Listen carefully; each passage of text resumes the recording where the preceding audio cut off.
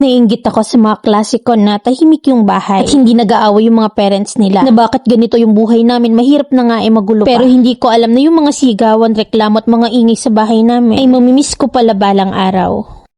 Dalawa lang kaming anak ng nanay at tatay ko. Ako ay 15 at siya naman ay 12 years old. Nakatira kami sa isang maliit na barong-barong sa squatter. Masikip ang lugar, dikit-dikit ang bahay at halos araw-araw maingay ang paligid. May nag-aaway, may nagbibidyoke at mga nagiinuman sa labas. Ganon dito sa lugar namin at mahirap lang kami pero sanay na ako. Sa loob naman ng bahay namin ay madalas magulo at makalat. May mga hugasin sa lababo, may mga kalat sa sahig at minsan ay simpleng ulam lang ang nasa mesa. May tuyo, sardinas or itlog. Or di kaya mga tirang tindang ulam nila mama at papa. At dahil nga sa hirap ng buhay, madaling uminit ang ulo ng mama ko. Bungangera si mama at wala na akong ginawang tama sa kanya. Halos araw-araw ko siyang naririnig na nagsesermon. Na ang kalat-kalat dito, wala bang nagkukusa sa inyo, puro kayo walang silbi. Na kahit na maliit yung bahay ay napapansin niya agad. At pag ganun si mama, nagiging irritable na rin ako. Hindi naman dumadating sa point na sinasagot ko siya. Naiirita ako kasi dahil araw-araw ko na lang naririnig yung sigawan sa bahay. Ang tatay ko naman masipag nga pero lasinggero. Kapag may konting pera, binibili agad niya ng alak. At minsan inabangan pa namin magkapatid kasi ang galante niya kapag lasing. Na kahit na anong bungangera ni mama, hindi niya pinapatulan. Palagi niya lang tong tinatawanan. Tapos si mama naman asar talo. So kapag si mama naaasar, halos buong eskinita naririnig ang sigawan nila. Iniisip ko na nakakainis yung bahay namin, bakit ganito yung pamilya ko, bakit hindi pwedeng maging tahimik, na bakit hindi pwedeng maging normal tulad ng ibang pamilya. Pero kahit naman ganun ay sobrang masipag ang mga magulang ko at kumakayod sila pareho. Araw-araw sila nagtitinda ng isaw, dugo at itlog. Yun ang kabuhayan nila para may pangkain kami at may pambaon sa school. Minsan maaga pa silang gumigising para ihanda ang paninda tapos iikot sila sa mga kalsada terminal. Or di kaya sa mga tambayan ng tao para lang may mabenta. Mabait si mama ko, may araw talaga na malambing siya. Kaya lang kasi mas madalas ang hindi, siguro dahil na rin sa dami ng problema. Palagi niyang bilin sa akin na mag-aral ako mabuti at huwag kaming tutulad sa kanya. Sa kanila raw ni papa. Huwag daw ako mag-aasawa ng mahirap na lasinggero pa. Laging sinasabi yun sa akin ni mama pero nakikita ko naman na napakabait ng papa ko sa amin. Minsan naiinggit ako sa mga klasiko na ang tahimik ng bahay nila at hindi nag-aaway yung mga magulang nila. Pero hindi ko alam na yung mga sigawan, reklamo at ingay sa bahay namin ay mamimiss ko pala balang araw. Isang araw ay maagang nagising si mama habang nagagayak ng mga paninda. Lumabas sila ni papa para magtinda ng isaw, dugo at itlog. Kagaya ng araw-araw na routine ay hinahatid kami ni mama at papa sa school. Na ang palaging bilin sa akin ni mama ay huwag kaming aalis doon hanggat hindi sila narating. At kami naman ang kapatid ko sanay na ng ganung routine. At ang akala ko normal na araw lang yun ulit. Yung kakaunin kami ni mama at papa sa school at maririnig ko na naman si mama na nagrereklamo sa kalat. Pero hindi ganun ang nangyari ng araw na yun. Hindi pa tapos ang klase namin noon ay kinuon kami ng lolo at lola namin. Pagdating namin ng bahay, napansin ko na maraming tao sa harapan. Mga kapitbahay namin na nagbubulungan. At yung iba tahimik lang na nakatingin sa amin ng kapatid ko. At doon ay kinabahan na ako. Yakap-yakap kami ni lola habang umiiyak at sinasabi sa akin na wala na raw si mama at papa. Hindi ako makapaniwala nung una. Na kasi umalis lang naman sila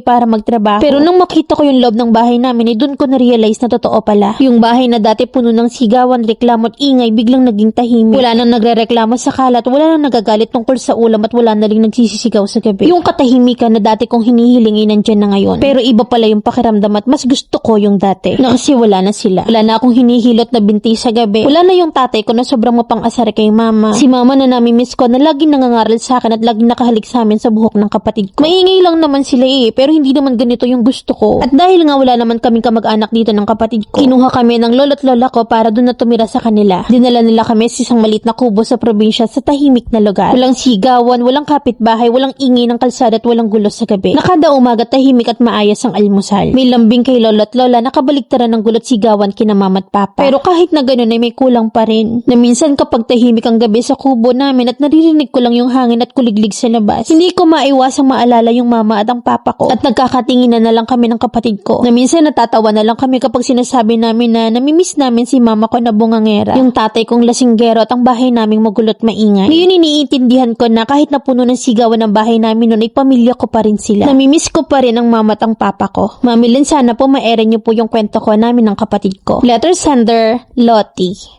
Huwag mong isipin palagi na hiniling mo yon ha. Kasi lahat ng bagay ay mangyayari kahit hindi mo sabihin. At may mga bagay na hindi mo talaga yon mapipigilan. Kaya't kung may days na nalulungkot ka, nagagalit or namimiss mo silang bigla, it's totally normal. That's grief, that's love. Ibig sabihin nun ay mahalaga sila sa'yo. At kahit na yung bahay nyo noon ay maingay, magulot, puno ng sigawan, kahit hindi nila naipakita sa pinaka-perfect na paraan, I know one thing is for sure. Mahal kayo ng mga magulang nyo. Kasi kapag ka sobrang pagod na yung tao sa buhay, ganun lang nila ipakita yung love. Hindi laging gentle, hindi laging malinaw, pero totoo. Pero napakaswerte mo kasi may lolo't lola ka na nagmamahal sa'yo unconditional. Namnamin at sulitin mo habang nandyan pa sila. Kasi yung buhay na yan, priceless yan.